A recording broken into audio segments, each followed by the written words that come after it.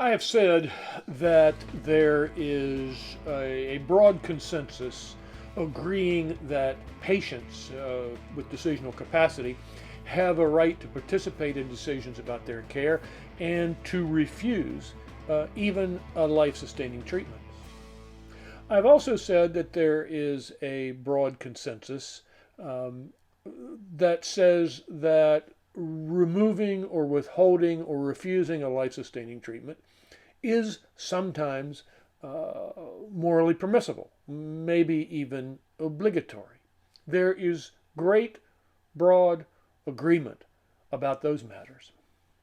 Something we do not agree about, something about which there is significant debate in our society, is whether or not it is ever right to intentionally kill a patient.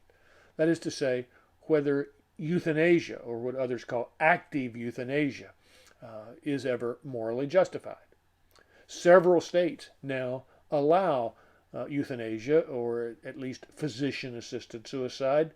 It's still illegal in most parts of the country, but a debate is ongoing among people involved in medical ethics and in our society more generally about whether or not it may be, in fact, permissible sometimes to put a patient to death. The debate about active euthanasia and physician assisted suicide is a complex one, but I did want to introduce you to the basic contours of that debate and the relevant principles that are in conflict in this debate.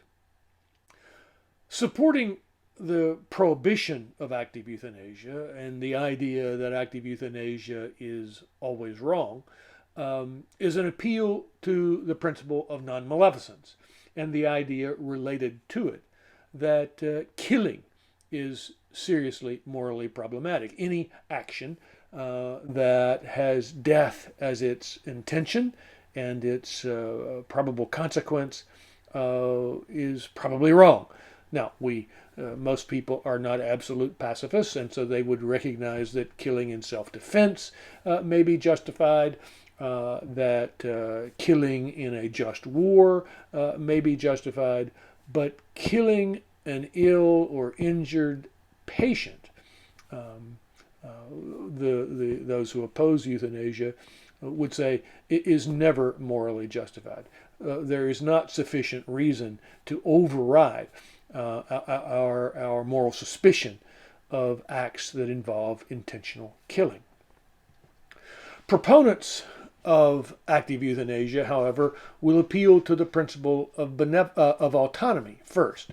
That is to say, if a patient seeks to be put to death, if a patient were to ask a physician, for example, for a lethal dose of morphine that would put them to death, or a family member to kill them by some other means,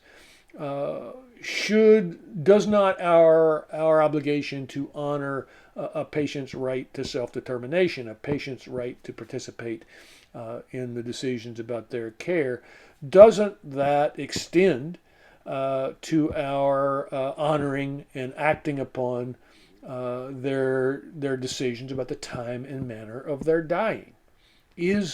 Would not an approval of active euthanasia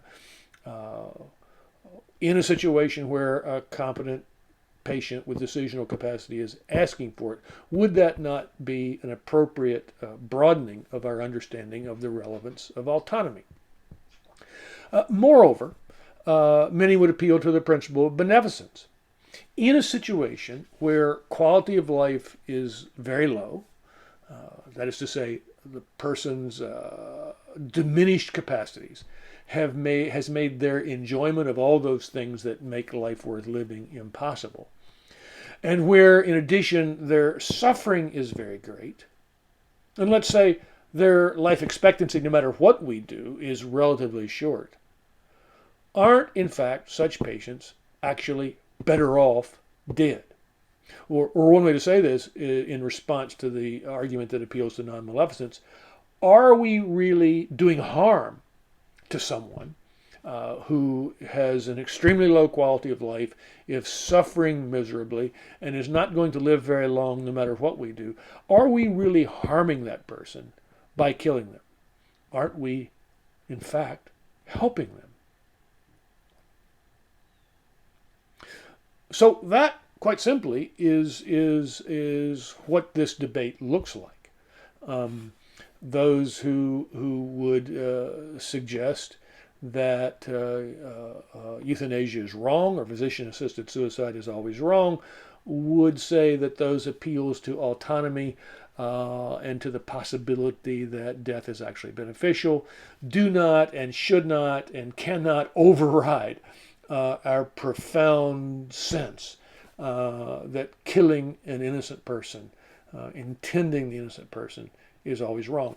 And by the way, often that view is grounded in and supported by religious convictions having to do with the idea that our lives are not our own to do with as we choose, but that somehow they belong to God first and foremost, and that only God has the authority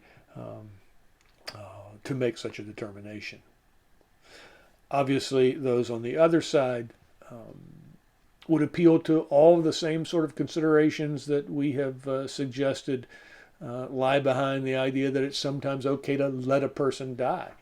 They would appeal to all of that to suggest that, look, when a patient asks to be killed, and when their life is of such extremely low quality, and they are suffering greatly, there is no moral violation involved in a decision to kill such a patient. What do you think?